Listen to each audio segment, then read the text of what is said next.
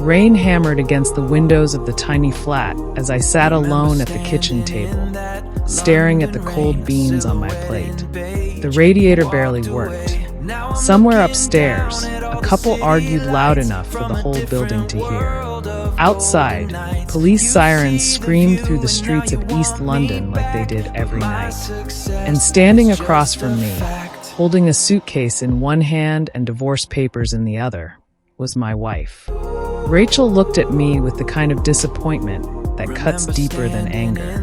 "I can't do this anymore, Alex," she said quietly. I looked down at my security uniform, cheap black trousers, scuffed boots, and the fluorescent jacket with security stitched across the chest. "I'm trying," I whispered. "No," she snapped. "You're surviving. There's a difference." The silence afterward felt unbearable. Then she delivered the sentence that destroyed me. "I'm tired of sleeping beside a man with no future." Those words hit harder than any punch ever could. I still remember the exact second she walked out of that flat. The wheels of her suitcase rattled across the wooden floorboards. The front door slammed shut. And just like that, 10 years together disappeared into the cold London rain. At 32, I worked night shifts guarding an abandoned office building near Canary Wharf. 12 hours every night, watching CCTV monitors, checking empty corridors, drinking stale coffee to stay awake while the rest of the city slept. 14 pounds an hour. That was my life. Rachel hated it. She hated the uniform, hated our cramped flat, hated saying, maybe next month, whenever she wanted something nice. Holidays became impossible. Dates became cheap takeaways eaten in silence. A month after the divorce, I heard through mutual friends that she'd started seeing some investment banker from Kensington. Expensive suits, Rolex watches, white Audi, the sort of bloke who never worried about paying bills. Apparently, he took her to Santorini 3 weeks after meeting her. Meanwhile, I was sitting alone in a freezing security office eating microwave lasagna at 3 a.m. I won't lie to you. That period nearly broke me. There were nights I'd sit staring at the security cameras thinking maybe Rachel was right. Maybe I really was going nowhere. Maybe this was all life had planned for me. One rainy November night changed everything. I was watching CCTV footage when one of the cameras glitched. Motion sensors failed again. It happened constantly in old buildings. The software was outdated rubbish. And suddenly a thought hit me. What if security systems could predict threats instead of simply recording them? That idea refused to leave my head. The next morning, instead of going home to sleep, I bought a second-hand laptop from Facebook Marketplace using nearly all the money in my account. That laptop became my obsession. While London slept, I studied coding, artificial intelligence, machine learning, cybersecurity.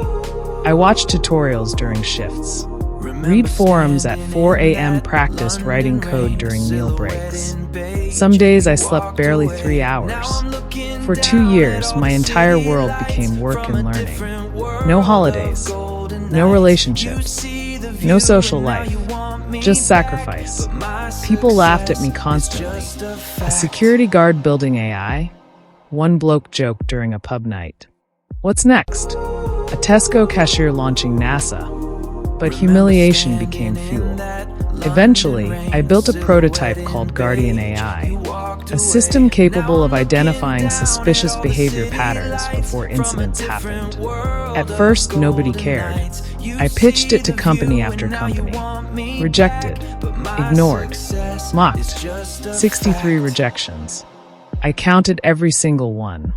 But rejection stops hurting when you've already lost everything. Then one small warehouse company in Birmingham agreed to test it. Within 3 months, theft dropped by 71%. That changed everything. Suddenly more businesses called. Then shopping centers. Then transport companies. Then local councils. Within 3 years, Guardian AI exploded across the UK. The same man who once earned £14 an hour guarding empty buildings suddenly owned one of Britain's fastest-growing security tech companies. And then came the moment karma finally knocked on Rachel's door. The BBC invited me onto a primetime business program titled From Night Shift Security Guard to Tech Millionaire. I still remember sitting in the makeup chair in London wearing a tailored navy suit while producers rushed around the studio. As the cameras rolled, giant screens behind me displayed the Guardian AI logo. The presenter smiled. "Alex Carter," she said, "your company is now valued at over £140 million. 3 years ago, you were working night shifts alone in East London. What changed?" I looked straight into the camera. "Pain," I answered softly. That interview aired nationwide. The next morning, my phone exploded. Missed calls, messages, emails, old friends suddenly remembering I existed.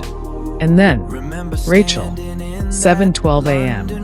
Her message read, "Alex, is that really you?" I stared at the screen for nearly a minute before another message arrived. "I've been crying all morning." Then another. "I'm so sorry." She called repeatedly, 14 times. On the 15th call, I answered. For a few seconds, neither of us spoke. Then I heard her crying. "Alex, you look incredible," she whispered. "I can't believe what you've become." I stayed silent. "You were always smarter than everyone else," she continued. "I was stupid. I was selfish. I thought you'd never become more than that job." There it was, the truth. Not once had she doubted who I was. She doubted who I could become. And that hurt even more.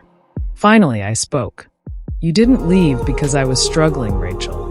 Silence. "You left because you believed I'd stay struggling forever." She broke down sobbing. "I still love you."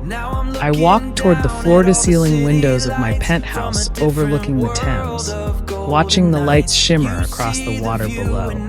3 years earlier, I'd cried alone in a freezing flat wondering if I was worthless. Now the same woman who abandoned me was begging for another chance. Funny how success changes people's vision. "Guardian AI is expanding," I said calmly. "We're hiring new staff next month." She sounded confused. "What? You can send your CV if you'd like." Then I ended the call. A week later, she actually showed up outside my headquarters in London. The irony? The facial recognition system that denied her entry was powered by my own software. I watched from my office window as reception politely escorted her outside. And for the first time in years, I felt nothing. No anger, no hatred, no revenge, just peace. Because the truth is, the greatest victory isn't making someone regret losing you. It's becoming someone who no longer needs their approval. These days I travel first class, speak at global tech conferences, and mentor young people who come from backgrounds like mine. But sometimes late at night, when London is quiet and rain taps softly against the glass, I think about that tiny kitchen where everything fell apart. Back then, Rachel thought she was leaving behind a failure. Neither of us realized she was walking away from a man who simply hadn't discovered his moment yet.